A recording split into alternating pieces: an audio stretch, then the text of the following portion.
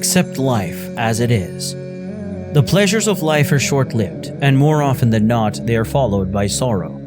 Life means responsibility, a journey wherein change is constant, and difficulties are relentless in their onslaught. You will not find a father, a wife, or a friend who is free from problems. Allah has willed for this world to be filled with two opposites, good and evil, righteousness and corruption, happiness and misery. Thus, goodness, uprightness, and happiness are for paradise. Evil, corruption, and misery are for the fire. The Prophet said, "This world is cursed along with all that is in it, except for these, the remembrance of Allah. What follows it? That is good deeds and whatever Allah loves, the scholar and the student. So live according to your reality without always envisioning the ideal life, one that is free from worry and toil. Accept life as it is and adapt accordingly to all circumstances.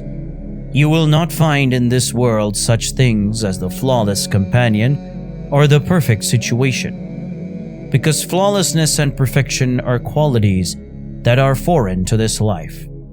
It is necessary for us to make amends, to take what is easy and leave what is difficult, and very frequently to overlook the faults and mistakes of others. Find consolation by remembering the afflicted.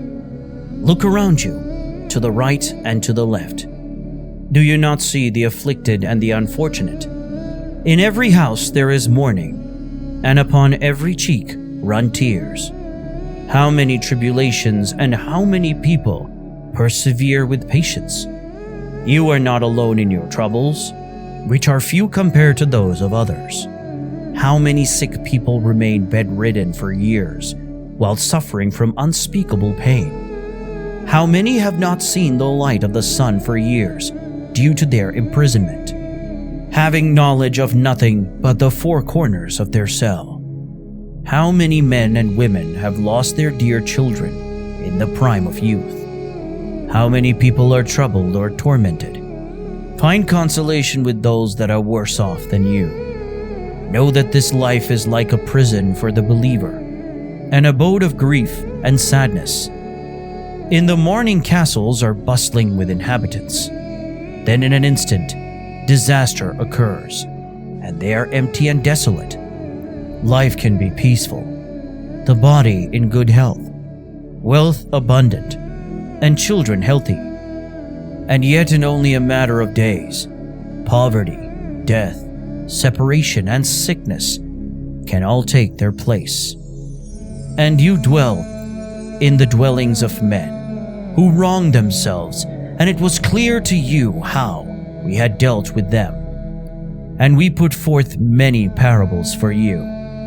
You must adapt like the experienced camel, which manages when necessary to kneel upon a rock. You must also compare your difficulties with the difficulties of those around you, and with those that have come before you. You should realize that you are in good shape relative to them, and that you have merely been pricked by tiny difficulties. So praise Allah for His kindness. Be thankful for what He has left you.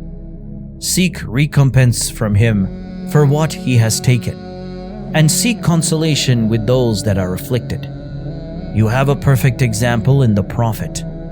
The entrails of a camel were placed upon his head. His feet bled. His face was fractured. He was besieged in a mountain pass until he was forced to eat tree leaves. He was driven out of Makkah. His front tooth was broken in battle. His innocent wife was accused of wrongdoing. 70 of his companions were killed. He was bereaved of his son and of most of his daughters. He would tie a stone around his stomach to lessen the pangs of hunger.